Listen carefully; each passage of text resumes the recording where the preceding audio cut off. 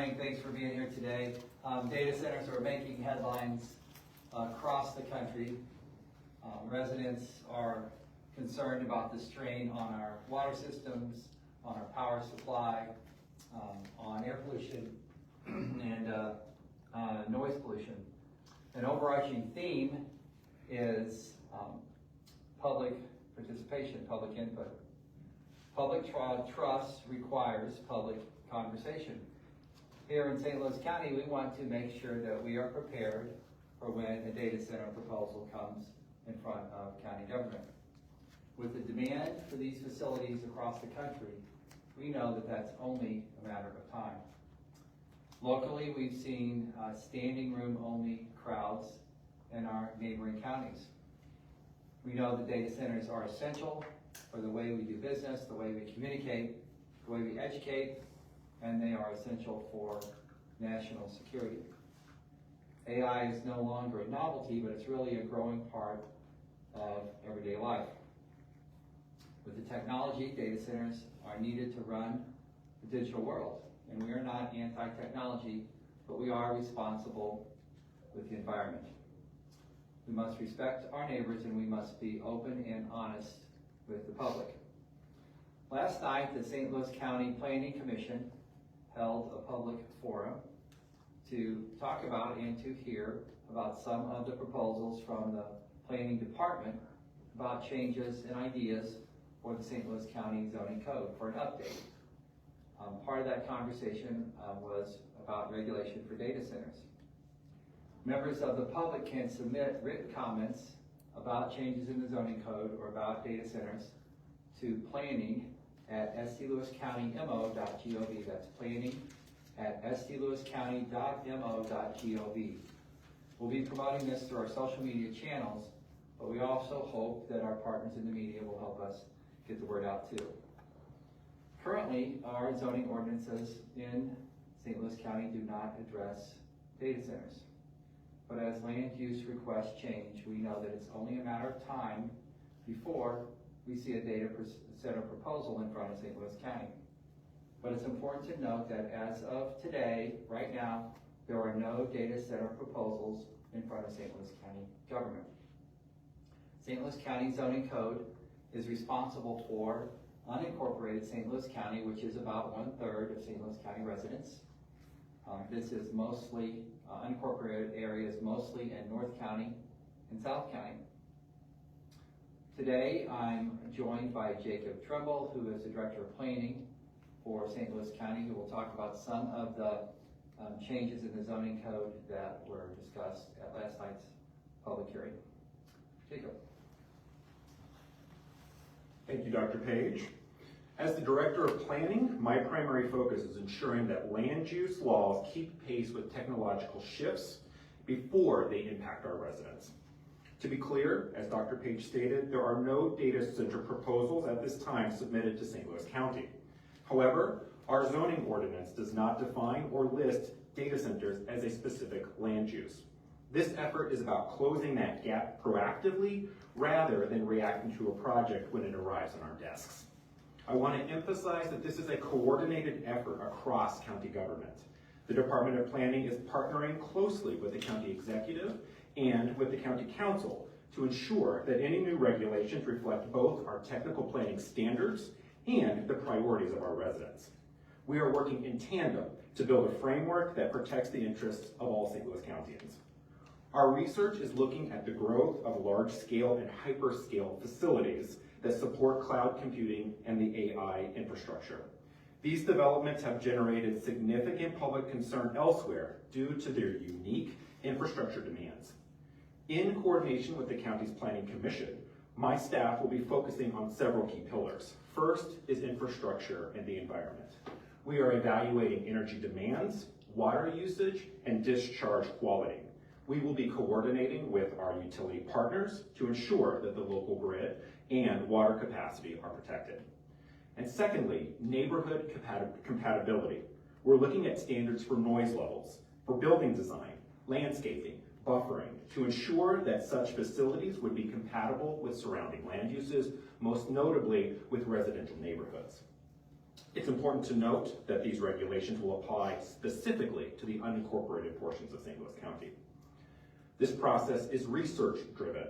From now through June, the planning team will conduct technical research and meet with subject matter experts.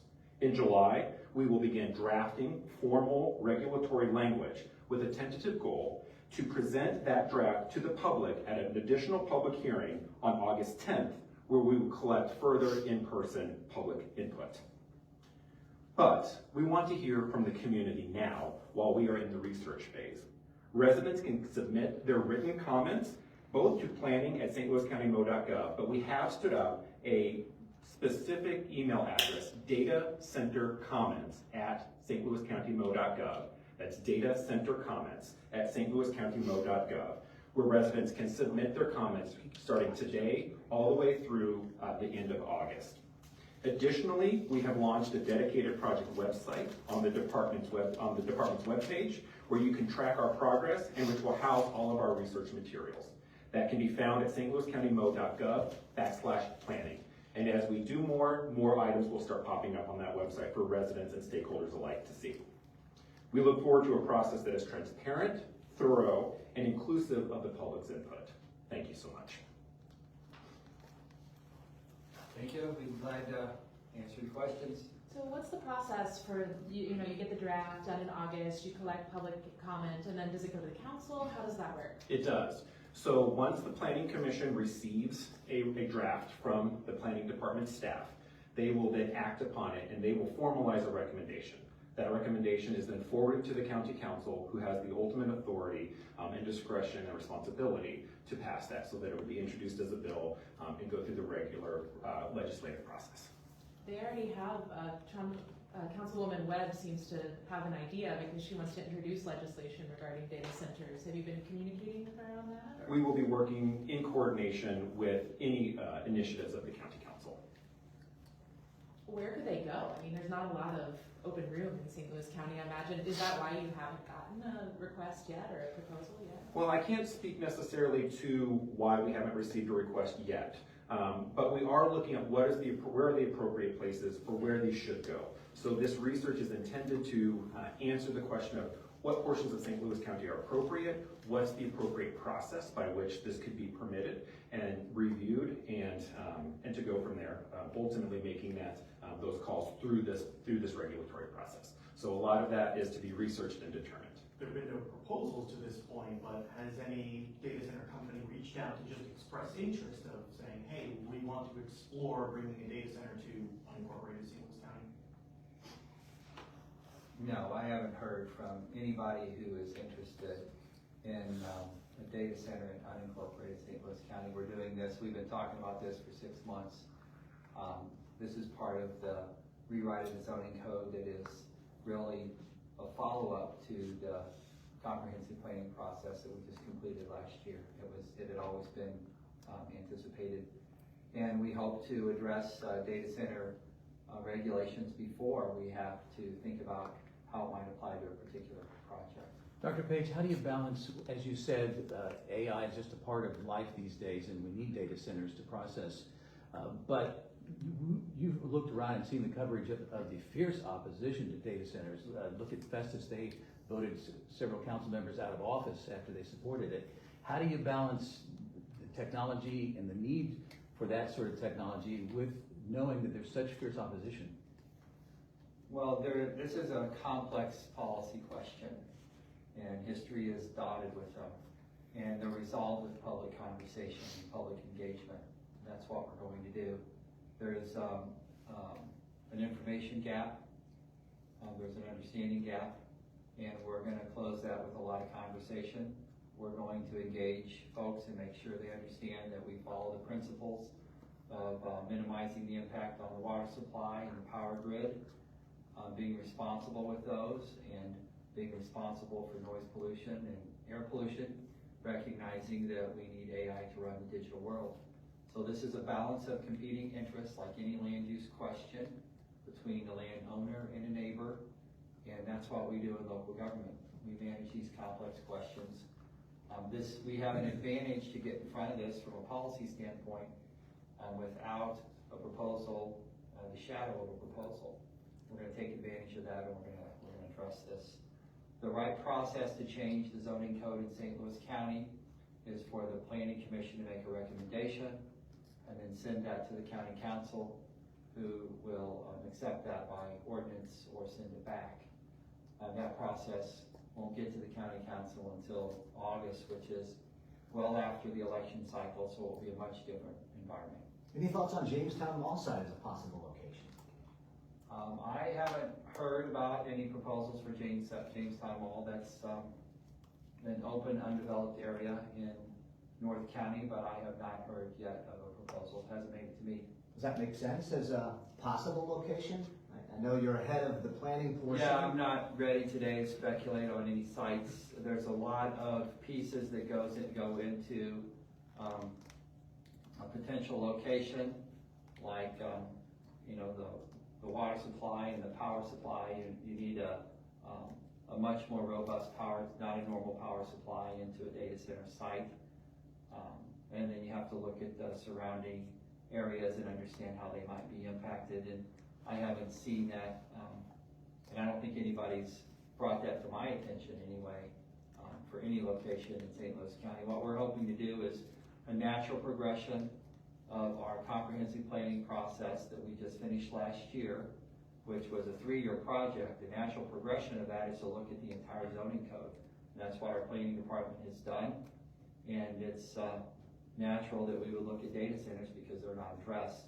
And we have the luxury of looking at this without the shadow of a data center proposal hanging over us. Would you consider, well, we saw in St. Charles, they did a moratorium while they're working on regulations. The city did the conditional use process. If while these regulations are being created, a company were to come forward expressing interest in a data center and make a proposal, will you guys outright ban any data center development until these regulations are ready? I'm not really worried about banning conversation about data centers because it's not in front of us, it's hypothetical. And I think we have time to thoughtfully consider recommendations, to thoughtfully engage the public in the next 3 months, and to get some guidelines for data centers before we get a proposal. And I think that timeline would work well. There's nothing in the pipeline that I have heard of yet for anything in unincorporated St. Louis County. What do you think would be the best option for a data center if it were to come to the county? I mean, what kind of guidelines do you think need to be going into place to make it better for everyone? Well, I'm going to look to the experts in the planning department and on the planning commission to come up with some proposed guidelines in zoning code. And then I am going to depend on a very engaged and robust conversation with our community to figure out what works best, that balances the traditional competing interest in a zoning question, and that's the interest of the landowner and the concerns of their neighbors. And I'm not about to try and come up with those from my hip pocket. We're going to let the process work. We're going to let the experts make recommendations, and we're going to depend on the public to participate in the production of those recommendations and then comment on them before they're final. Who are the experts? Do you have any lined up that you plan to talk to? So as part of this process, we are putting together a task force. So we will be partnering with our local utilities, Ameren, Missouri American Water, and also looking at some developers who have worked in this space to understand some of the constraints and some of the issues that other jurisdictions have been putting together. And we will be having that task force that will be addressing a lot of those questions. What about residents? Will they, I mean, Yes. I know they'll have a voice, but what about on the task force? Are they going to be part of it? That's a really great question. I haven't determined the entire makeup of the task force. I really appreciate that question though. Yeah, our planning commission, who will vote on this, is made up of residents of St. Louis County who are experts in the different aspects of development and have a pretty good track record of balancing the competing interests on the land use question. Any other questions? Ready for questions off topic? Sure. The Council's Ethics Committee meets at noon. Supposedly, they're going to be presenting evidence showing that you're working a second job, and that could put you in a position to be removed from office. What do you have to say about that, or about actually doing work as an anesthesiologist in a hospital recently? Well, there are some people who just can't comprehend why someone would help other people and not get paid for it. And they're really struggling with that. They're struggling with understanding medical billing, where a responsible physician is reported by name but isn't paid. And I hope that all the people they're talking to will help them understand that. If I could ask you just pointedly though, because if you're working with somebody who's under anesthesia, you couldn't leave them responsibly. Did you work on anesthesia patients during the time where the county was doing business, during county business hours? Yeah, so the question is, can I provide anesthesia supervisory coverage and still answer the phone? And as an anesthesiologist, we take a lot of phone calls about scheduling, about the next patient, about the last patient in the recovery room. What we do as an anesthesiologist is juggle a lot of phone calls, including being responsible for a patient or two patients who are under anesthesia. We manage other anesthesia professionals who are in the room with the patient, and we're in the room for the critical portions of the anesthetic, and we remain immediately available during that case, between patients, between the recovery room, seeing the next patient. And that's what an anesthesiologist does. If I have to take a phone call that's more than short duration, then I would simply ask one of another anesthesiologist to watch out for my patients while I took that call. That hasn't happened. So to be clear then, you did work, but under a volunteer capacity, you're saying, during county business hours? Yes, I've been working as a volunteer without being compensated, taking care of patients. And it's hard for some people to understand why someone would take care of patients or do any volunteer work and not get paid for it. That's a philosophical question. But yes, my job as county executive is 24/7. Sometimes I sleep, sometimes I do other things, sometimes I travel, sometimes I represent St. Louis County outside of St. Louis County. It's a 24/7 job. So you didn't have any I'm reason- always available by phone. I'm sorry to interrupt. You wouldn't have any reason to dispute, they said you worked 32 Mondays on a single year. I don't know how many Mondays I worked in a single year. It's about twice a month, so that's probably about right. But I'm a volunteer. It's consistent with the charter. Historically, the council members have expressed that they have no concerns about my volunteer work, my volunteer participation. But this is a very sort of conflict-driven political environment, from Washington, D.C., from our world wars, to state government, to local government.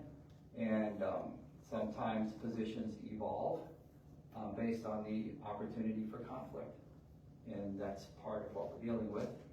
But I'm very comfortable with supporting my local community as a volunteer, as county executives always have. My background is unique, so my volunteer work perhaps is a little bit different than others. But I would encourage everyone to volunteer. This is a pretty philanthropic town with a rich history in volunteering for your community. And although my volunteer participation is unique, it's not unusual. After you leave office, do you plan to go back to getting paid as an anesthesiologist? I haven't really thought about that. It's on the list of possibilities. I have a very diverse background. There's a lot of things I could do. I have a farm in southern Missouri. I spend some time there on weekends. I may volunteer as an anesthesiologist. I may work part-time. I don't know. I may take on another venture, but what I will do for the first 3 or 4 months is take some time off. It's been a very busy 7, almost 8 years, and I learned a great deal. It's been an honor to be county executive, but I would say that my skill set is diverse, and I'll think about that sometime in the middle of next year. One of the things that council members have said now, I mean, you talked about positions evolving. Now their position is, well, it doesn't matter if you're a volunteer, you're still violating the charter because you're spending time, you're not dedicating your entire full time as a county executive. What's your response to that? Well, unfortunately, we're in a very intense conflict environment. And if there's an opportunity for conflict, positions will evolve. And that's where we are. But with the rules that are in place, I've lived by those rules. Some folks can't understand why someone would volunteer and not get paid, but most people in St. Louis County do. And my volunteer work is unique, but that's because my background is unique. And I'm very comfortable with that. And most people are. You know, we've got elections in the next few months, and that tends to turn up the temperature on conflict harvesting. And we'll just ride it out and see what happens. In the meantime, we're going to make St. Louis County run. There's a lot of important work to do, and I'm proud of the work we're doing. Say they were to begin the process of trying to remove you from office during this, I mean, as you said, you're not running for re-election, you're on limited time at this point. Would that process even be resolved by the time your tenure as county executive would be done? It sounds like an imaginary process. So you're asking me to respond to an imaginary process, and I don't know what that is exactly. But if we see, if they could vote me off the island, I'm sure they would have done it a long time ago, because that would be, you know, conflict theater. But in between all of this stuff that gets attention, we're doing some pretty good work in St. Louis County. We're recognized by Forbes magazine as one of America's best employers. We're taking pretty good care of our residents. We've got a pretty good police department, and things were getting a lot better in the jail before the budget cuts. Our health department is now an FQHC lookalike and is making money. I think a lot of things are going in the right direction, and we pass a lot of legislation in the council that we all agree on. The attention is on conflict, and it's not unique to St. Louis County. It's in state government. In Washington, D.C., we had the longest shutdown in the history of our country, which is conflict. So conflict feeds attention, and attention is like a drug in some political circles. And this is one opportunity. So when we get close to election cycles, folks hunt for conflict. And that's part of what we're going through. It'll be okay. It's happening all over the country.